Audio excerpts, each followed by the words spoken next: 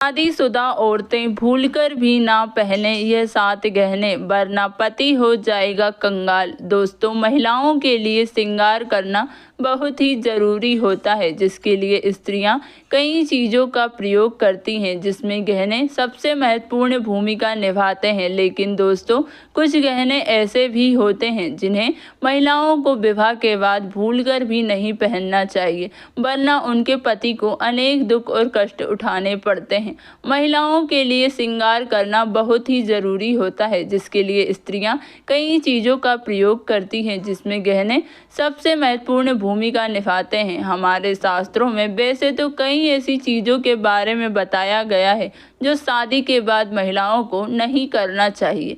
ऐसे में कई बार किसी वैवाहिक जीवन में ऐसी स्थिति उत्पन्न हो जाती है कि कई बार घर की या जीवन की ऐसी दशा के पीछे घर की महिलाओं के कुछ काम होते हैं, जिनकी वजह से नकारात्मकता आने लगती है। हमारे शास्त्रों में कान छेदन संस्कार के बारे में यह बताया गया है कि किसी भी कन्या का कान छेदन संस्कार तभी करना चाहिए जब उसकी आयु किसी विषम संख्या में हो, जैसे कि 3 साल, 5 साल या 9 साल या फिर 11 साल। इसी से आगे बढ़ते हुए वर्षों में हो जाना चाहिए। इसी के साथ इस बात का भी यह ध्यान रखें कि कन्याओं का जब कान छेदा जा रहा हो तो पहले उसका बायां कान छेदना चाहिए। कन्याओं का पहले बायां कान छेदा, ऐसा करना बहुत ही शुभ माना जाता है। इसी के साथ शास्त्रों में बालिकाओं के बारे में यह भी बताया गया है कि अगर बालिकाओं की नाक छेदनी हो तो उसकी बाईं तरफ की नाक को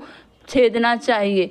बालिकाओं की दाईं तरफ की नाक को कभी भी ना छेदें। ऐसा करने से कन्या को दोष भी लग सकता है और उसके कुंडली ग्रह भी खराब हो सकते हैं और कई शारीरिक बीमारी भी लग सकती है। हर कन्या को अपने कान और नाक अवश्य छिदवाने चाहिए, क्योंकि इससे उसकी बुद्धि और शक्ति में वृद्धि होती है। नंबर 1, हमारे हिंदू धर्म में सफ़ेद साड़ी को अशुभ माना जाता है। हिंदू धर्म के अनुसार जब कोई स्त्री विधवा हो जाती है तब वह सफ़ेद साड़ी धारण करती है, इसलिए एक सुहागन स्त्री को कभी भी सफ़ेद साड़ी नहीं पहननी चाहिए।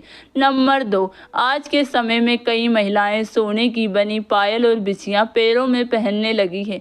ऐसे में यह सही नहीं है। सोने को कभी भी पैरों में धारण नहीं करना चाहिए, क्योंकि धन के देवता कुबेर इससे नाराज हो जाते हैं। नंबर 3, काले रंग के कपड़े पहनकर किसी भी पूजा पाठ में शामिल नहीं होना चाहिए। इस रंग की चूड़ी पहनना भी बहुत अशुभ माना जाता है। चूड़ियाँ एक महिला के श्रृंगार का हिस्सा है। ऐसे में काले रंग की चूड़ी धारण करना पति और संतान को परेशानियों में डाल सकती है। नंबर 4, सुहागन महिलाओं को अपना मंगलसूत्र किसी अन्य महिला को नहीं देना चाहिए। मंगलसूत्र पति पत्नी के रिश्ते की एक डोर के तौर पर देखा जाता है। मान्यता है कि ऐसा करने से पति पत्नी के बीच वाद विवाद होने की संभावना बढ़ सकती है। नंबर 5, सुहागन महिलाओं को पहली बार का सिंदूर जो अपने पति से धारण करती है, इसे कभी भी किसी स्त्री को नहीं देना चाहिए। शास्त्रों के अनुसार यह अच्छा नहीं माना जाता। नंबर 6, सुहागन महिलाओं को कभी भी अपना काजल दूसरों को नहीं देना चाहिए। ज्योतिष शास्त्र के मुताबिक ऐसा करने से पति का प्रेम आपके लिए कम हो जाता है। नंबर 7, सुहागन महिलाओं को मेहंदी को भी किसी स्त्री को नहीं देना चाहिए, क्योंकि इससे आपके हाथों में लगाने के बाद बची हुई मेहंदी दूसरी सुहागन स्त्री को हथेली में लगाना अच्छा नहीं माना जाता।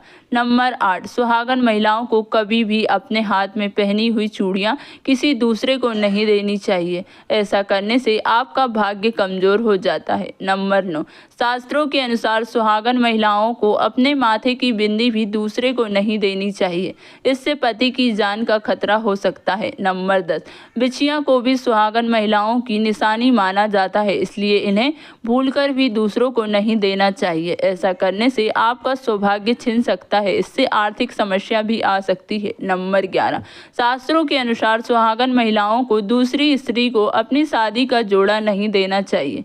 इससे घर की समृद्धि प्रभावित हो सकती है। दोस्तों, आपको आज की ये वीडियो कैसी लगी कमेंट करके ज़रूर बताएं। वीडियो को लाइक और चैनल को सब्सक्राइब और साथ ही अपने दोस्तों के साथ शेयर करना ना भूलें। धन्यवाद।